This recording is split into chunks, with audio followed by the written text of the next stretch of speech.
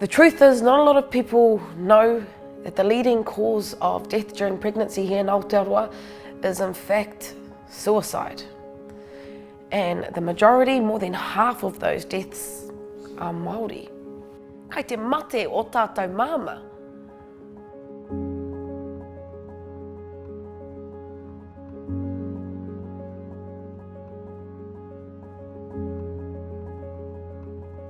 Ko te rauhiringa, aka Crystal Lee Brown tōku ingoa, huri tēnei no Ngāti Raukawa ki whare puhunga, no te nehe nui a Ngāti Maniapoto, me Ngāti Apakura anō hoki.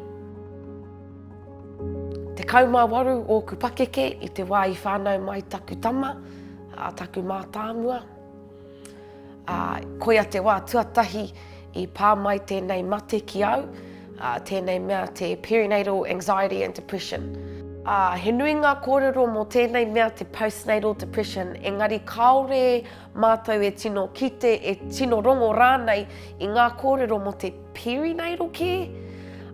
Koia te wā I a koe e hapu ana kamutu te ono wiki mai I te whānautanga mai o tō pepi.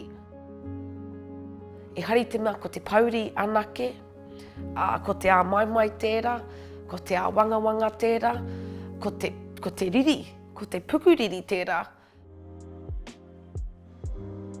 He pēnei nā runga tonu I te memehatanga o a tātou tikanga Māori o roto I tērā wā o te whakawhānau pepi.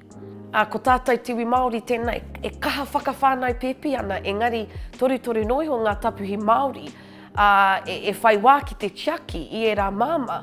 Nā ko te hua o tērā, ka noho te nuinga o mātou, o ngā māma, ki raro I ngā maru o ngā tapuhi, kaore e paku mōhio ki o tātou tikanga.